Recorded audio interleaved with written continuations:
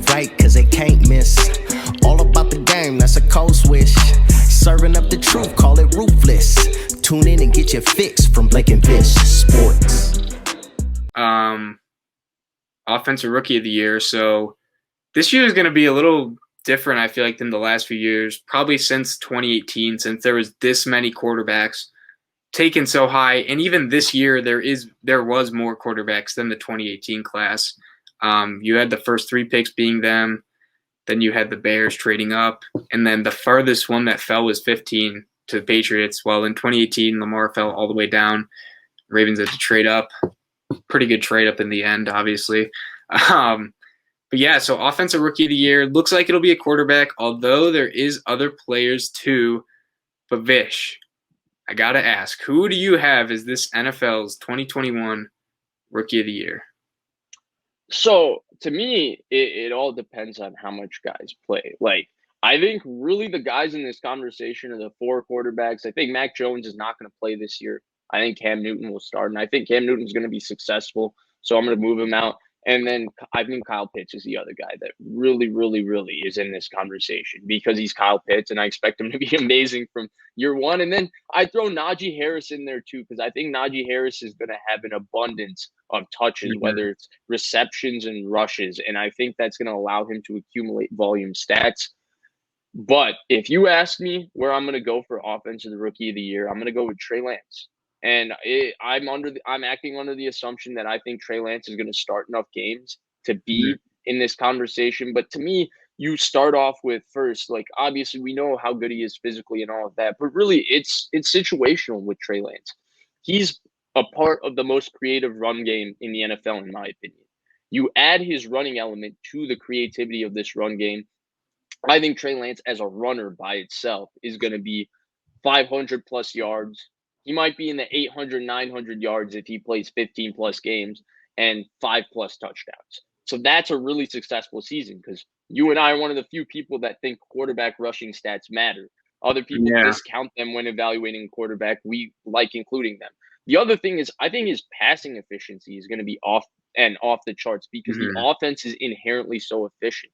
We saw with Jimmy Garoppolo, a lesser talented quarterback in terms of just physical ability than Trey Lance, how efficient this offense can be. We've seen it with Matt Schaub, a different style of this offense, maybe a different flavor, but that was massively efficient. We've seen it efficient with RG3. We've seen it efficient with a lot of different quarterbacks. Even if you look at the higher efficiency stats, even with a guy like Nick Mullins starting, it's not too bad. So this is a very efficient offense. And for Trey Lance, when you add the running element, I think his pass game is going to be extremely efficient. He's more than capable of doing all the things that Garoppolo does in the pass game because he's very good in the quick game and he's good off play action. 2 things that the Niners that's their bread and butter. And finally, I think you add that element with the down the field building throw, the ability to throw a few down the field, a few more than Garoppolo, and you add in the fact, I'm just learning a lot of words today, but that's fine. And then you add in the fact that his supporting cast, right, is outstanding because you have Ayuk, Debo, Mostert, Trey Sermon, a good offensive line in Shanahan. I think if he plays enough, and really that number to me is Odell Beckham did it with 12 games. I think 12 plus games is the number. If he's able to start 12 plus games, to me, is the Rookie of the Year. I think we lost Blake here for a second. Did we lose Blake or did you lose me?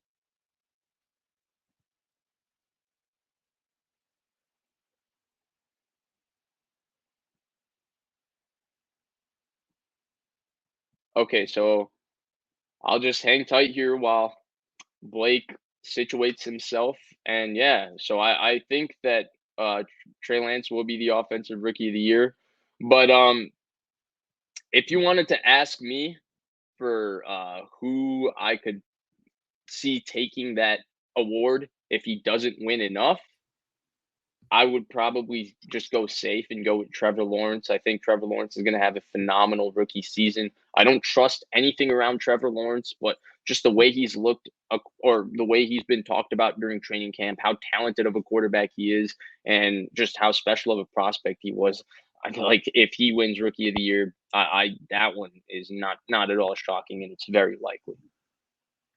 So I got the Trey Lance gist right.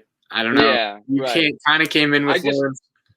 Yeah, no. You just left, and I said if Lance doesn't play enough, I would go with Lawrence. Just it's a little safe. It's a little it's not an The obvious interesting pick, answer, right? but it's avocado toast, with Tom Brady. It's standard, but he's good. He's really good.